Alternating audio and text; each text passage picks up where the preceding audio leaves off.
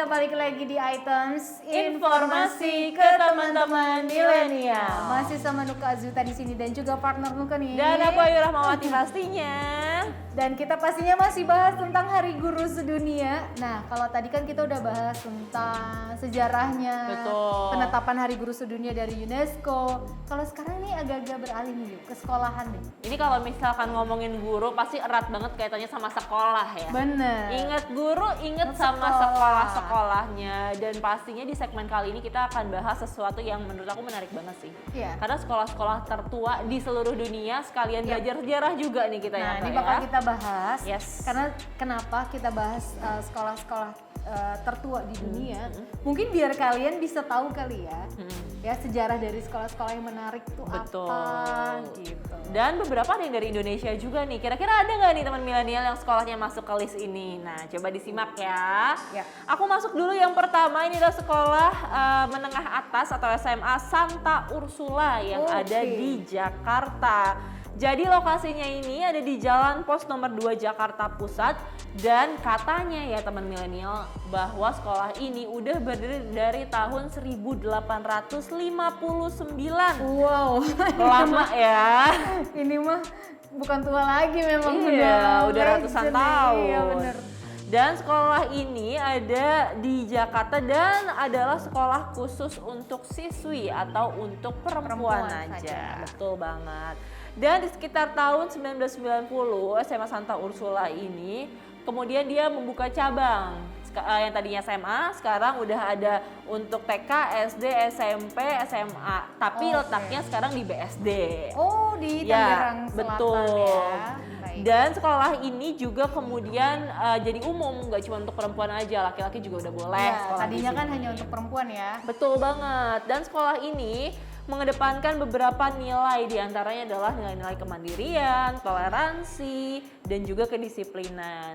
Dan meskipun sekolah ini sebenarnya adalah sekolah untuk Katolik, tapi sebenarnya kalau misalkan kalian yang beragama lain pengen sekolah di sini itu juga bisa. Golongannya juga apapun boleh di sini. Jadi nggak khusus hanya untuk Katolik aja. Betul. Dan kalau misalkan kalian mau sekolah di sini itu fasilitasnya juga oke banget karena di sana tuh ada lapangan volinya, ada laboratoriumnya juga dan juga beberapa fasilitas olahraga dan juga untuk menunjang kompetensi siswa lainnya. Jadi kalau misalkan kalian pengen lihat tuh tadi gambar-gambarnya udah ada ya. Ya, nanti lihat di slide gambar ya. Betul. Seperti apa wujud rupa dari sekolah Santa Ursula. Yes. Ya. Nah, next ini kita beralih, kalau tadi Santa Ursula adanya di BSD, sekarang kita beralih ke Jawa Tengah. Oh, kita ke Jawa Tengah nih. Jawa Tengah. Apa nih kira-kira? Ini ada SMA Negeri 1 Semarang. Oke. Ya, sekolah yang terletak di Jalan Taman Menteri Supeno nomor 1 Mugasari, Semarang Selatan, Kota Semarang ini ternyata berdiri di lahan seluas kurang lebih 2-3 hektar. Ini luas banget sih. Luas banget, Bayangin ukuran sekolah aku. sih. Nah, kalau kita tarik ke belakang nih guys, mengenai sejarahnya yuk, SMA Negeri 1 Semarang ini, ya nggak lepas dengan lahirnya sekolah Pogoreburger School HBS pada tahun 1877. Ini Wah. juga nggak kalah tuanya dari Santa Iya. Ursula ya. Betul. Wow, tua banget. Jadi HBS Semarang ini menjadi cikal bakal adanya SMA Negeri 1 Semarang. Di mana waktu itu anak-anak yang bersekolah di HBS ini hanya boleh keturunan Belanda, Eropa, serta kalangan elit pribumi yang lulus ILS kelas 1. Terus kemudian seiring berjalannya waktu, bangunan HBS Semarang berubah menjadi SMA Negeri 1 Semarang pada tahun 1936. Oh, ini kalau misalkan lihat kayak film-film Bumi Manusia nih, Oh, waktu iya. itu cuma boleh ini ya golongan-golongan Eropa atau penjajahnya iya. sama ningrat-ningrat aja yang boleh sekolah Nah, ya. itu kayak gitu dulu ya kan. Terus akhirnya diresmikan sebagai sekolah negeri tahun 1936. Betul. Nah, peresmian SMA terluas dan tertua di Indonesia ini dilakukan oleh Gubernur Hindia Belanda Tjarda van Starkenborg. Aduh, namanya susah banget ya. Mungkin nanti ada ditulis di sini ya. Biar lebih memudahkan kalian Silahkan, ada yang bisa baca? baca ya. Dan menurut sejarahnya, pada masa penjajahan Jepang, gedung SMA Negeri 1 Semarang ini pernah menjadi pusat pendidikan militer Jepang. Oh, oke. Oh, Nippon, banyak Yes. Nippon di sana. Betul. Setelah Jepang menyerah kepada sekutu, Belanda mengambil alih gedung ini dan beralih fungsi menjadi rumah sakit. Udah Wah. pernah jadi sekolah, Wah. pangkalan militer, rumah Rumah sakit sakit. pula. Dan sekitar tahun 1946, gedung ini dikembalikan menjadi sekolahan. Aku jadi spooky deh ngebayanginnya deh. Yu. Ya, sejarahnya Iya nggak panjang sih? banget ya. Kan masalahnya dari pangkalan Militer. Jepang terus rumah sakit loh. Iya. Terus iya. jadi sekolah lagi. Iya. Itu sih aku bakalan takut ke kamar mandi deh kayaknya kalau Iya. sekolah di situ. Kamu tahu nggak sih, semua SD yang pernah kita tempatin atau kita kenal pasti tuh ada sejarah kayak ini Iya, dulunya bener. bekas rumah sakit loh, selalu kayak gitu Benar-benar nggak sih? dan masih ada fakta menariknya nih tentang Apa SMA Negeri tuh? 1 Semarang ini. Tumbuh menjadi salah satu sekolah favorit di ibu kota Jawa Tengah. Ya. Oke. Apalagi sekolah ini memiliki beberapa fasilitas seperti lapangan sepak bola. Wah, ada kolam renangnya juga. Wih, elit ya. Iya, ada lapangan basketnya, ada lapangan badminton, terus ada lapangan bola voli dan olahraga lainnya. Ini luar biasa sih.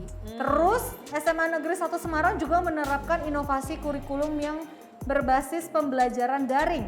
Dari dulu berarti udah nggak asing ya. Yes, betul banget. Kurikulum yang berbasis menggunakan Schoology, Kuiper, Edmodo yang dikembangkan menjadi modul elektronik untuk para siswa, guys. Keren.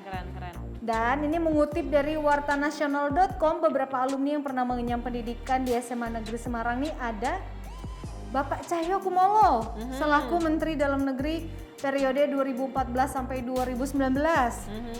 Terus ada Pak Sutioso ya, mantan Gubernur DKI Jakarta ya guys di periode 1997 sampai 2007.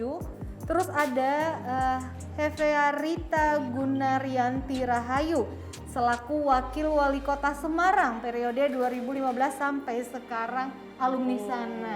Keren banget ya, alumninya banyak yang jadi orang Hebat. hebat gitu, jadi pejabat Jadi gitu pejabat, ya. benar.